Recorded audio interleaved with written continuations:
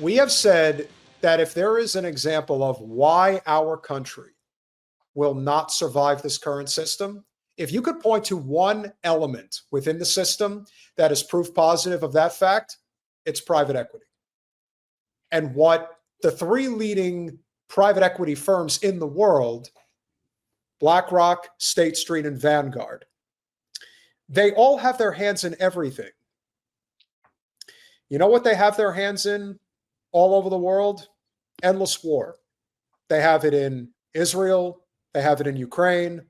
They have it in, well, they will have it in China, specifically Taiwan, if it ever comes to that.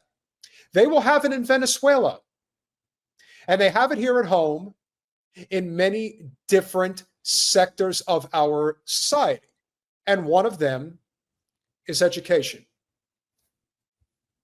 You want to know why education is ruined in this country and has been for a long time? Because because we've connected it to property taxes and we have it also as a profit industry. Could that be it? A really great video about Ghislaine Maxwell's father, Robert Maxwell, owning McGraw-Hill, the textbook company that has a monopoly in private schools and public schools all across the U.S. But do you know who owns it now? Because that, to me, matters more in this moment. And I want you to understand who is controlling the narrative that is teaching your children right now. And I don't think you're going to like it. So if you don't know, Platinum Equity owns McGraw-Hill. They acquired them in 2021. But who owns Platinum Equity? Well, I'm going to tell you. Platinum Equity is a private equity firm that was founded and is operated out of Beverly Hills, California by Tom Gores. Now, who is Tom Gores? Where's he from? What's he all about? And why is he controlling all of the textbooks in America? Thomas Gores was born in Nazareth, Israel. And First of all, Nazareth is in Palestine. So let's just put that out there right now, because there is no Israel. There is no such thing as Palestine. Yeah. It's Judea and Sumeria. Uh-huh. Yeah. Then he matriculated to Michigan, where he grew up and became a big player, billionaire in American politics and in American industry. Now, I talk a lot about private equity, but Platinum Equity is known for some horrifying investments, especially in the for-profit prison system and exploitation racket and in the education system. I want to show you how they're creating monopolies that are single-handedly driving up costs for the poorest people and the people with the least amount of leverage in America. Now, in addition to owning the Detroit Pistons, why do they all own sports teams? Right? Why? They also own Jostens and McGraw-Hill, which have monopolies on contracts with schools everywhere in every public school system in America. You know. No, he's not a Palestinian. He's not a Palestinian. He's Israeli. Well, put that in quotes. Yeah. I just want to point out that, it's really weird too. Miriam Adelson owns the Dallas Mavericks. Thanks, Mark Cuban. That company that has every photograph that's ever been taken of your child and controls it and its likeness. You know, that company that has a full-on monopoly for all class rings, all graduation materials, everything that you have to buy that has a price that's fixed, that is exploitative so poor people can't afford to graduate and have the things that everyone else can have. They own them, of course. And McGraw-Hill, which has a near monopoly on the entire school book industry in the United States. But wait, there's more, because what I want to talk about is an investment they made in a company called Securus. Now, Securus was a company that created technology to enable communication between prisoners and their families outside of for-profit prisons. And it's amazing because as soon as they acquired Securus, Securus got monopoly contracts on an entire massive prison system. And suddenly what happened was the prisoners were cut off from in-person visits. They said, Why would they do that?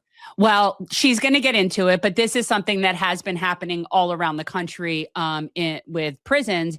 Is they'll stop, in-person visits so that they have to spend money to do these Zoom type meetings, and this company charges a fortune of money, and they charge for the computer. She's going to get into it, but it was all part of the scam for the contractors. So when people say things like, well, not all prisons are private, you're right, but all the contractors are. Oh, yeah. We don't have in-person visits anymore. No. Instead, what we're going to do is we're going to make it where you have to use these external phone systems, and that's the only way you can see your relatives. but it comes with a price. There's no more free visitation. And what happened after that is horrifying. In 2024, multiple civil rights organizations filed civil lawsuits against Securus that said that once they entered the jail system in Michigan, what happened was they hiked up the pricing on calls to families so that you were paying a minimum of $12.99 to $20.99 to see your kid for your visitation. Only prisoners don't have $12.99 to $20.99. So if you didn't have money, you didn't get to see your children or your family anymore when they could have come to visit for free in person prior to this. Now they started charging 21 cents per minute for phone calls that were not video calls. And then they set up a kickback scheme where 50% of every one of those phone calls was getting kicked back to the county to stop people from seeing their relatives, their children, their family members, their friends. And the contract went further. It had a minimum guarantee that they would get at least $190,000 in kickbacks for the county for forcing these prisoners to use this system. Now, study after study has shown that when prisoners are given access to a strong support and family network, they are much, much more likely to actually reform themselves and do well coming out of prison later. But if you're in the for-profit prison system, you don't care about that.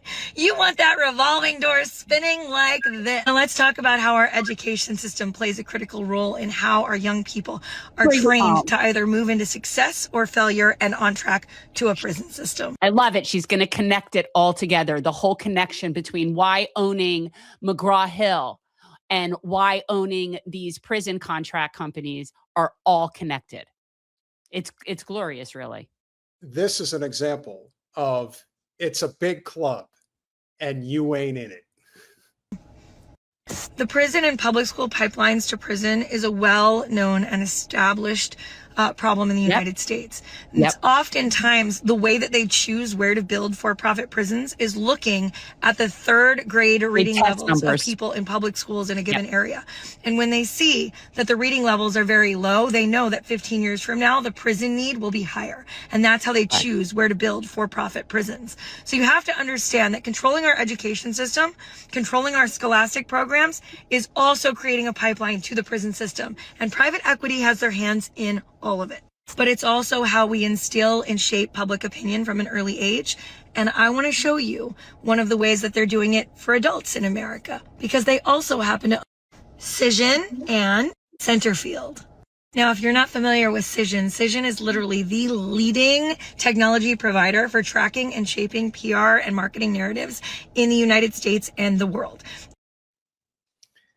So when I was probably, I guess I must have been about 25 at the time. I worked at Cision for about 4 or 5 months. That was I never heard of it. Like I never even heard of that until just now. Oh yeah. Well, there's a lot of companies out there that people hadn't heard of, and then the next thing you know, they're like, "Holy shit, what does this do?" So it was like being in the boiler room, is the way I would describe it. There was no set order. It was basically you sit there, you watch TV and a whole bunch of channels, morning shows, things like that, and you try to find product placement for specific companies, and then you call them and you help facilitate their PR. It was so strange, is the only way I can describe what it was like working in that Midtown Manhattan office. And I did it for, like I said, about 4 or 5 months. And I knew pretty quickly, yeah, this is definitely not my thing. It didn't make any sense. So I totally get it. Yeah, we'll make sure to put the link to this in the description, or however we can do it. Or can somebody help this person? I'm not the tech person. Yeah, Colin, drop it in the somebody help us. Anywho. They control and track every Google reference, mention, press mention, PR, press release. They control everything that shapes public narrative and public opinion on any and every given issue. And they are also owned by Platinum Equity. I don't like coming on here and being doom and gloom. I don't like coming on here and talking about private equity constantly. It's dark. But people have to start to recognize that the entire world has become monopolized and controlled by the hands of 100 people that literally control everything we buy, everything we do, everything our children learn, everywhere that we take our kids, everything we read online, everything that happens in prison systems and foster care and everywhere in between. And if we don't wake up and start passing some referendum laws to bring an end to it, we're not going to be able to bring it back in. We have got to start making a difference and demanding more. And this is not a one-party problem. Both parties take this money. Both parties benefit financially from this entire system. Both parties leave Congress and run off to sit on boards of directors at private equity firms. Ask Kristen Sinema.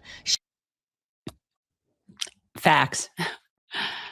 There are 18 states in the US where you can pass a referendum law allowing citizens to bypass the legislature and pass laws on their own.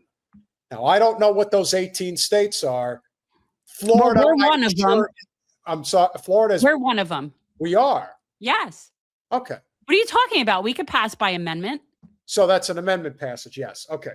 So Well, yeah. I mean, she's talking about ballot initiatives. We have that here. We are one that's of the those one thing we 18 have in the states. state of Florida. That's actually a really good thing. Except we're also so stupid here that we actually were so stupid to vote away our power in that. So there was actually an amendment on a ballot years back where the people in this state, not me, mind you, but the people in this state voted to increase the number required to pass a ballot initiative to 60% instead of 50.1 or whatever the number was. Oh, yes, we're that dumb here.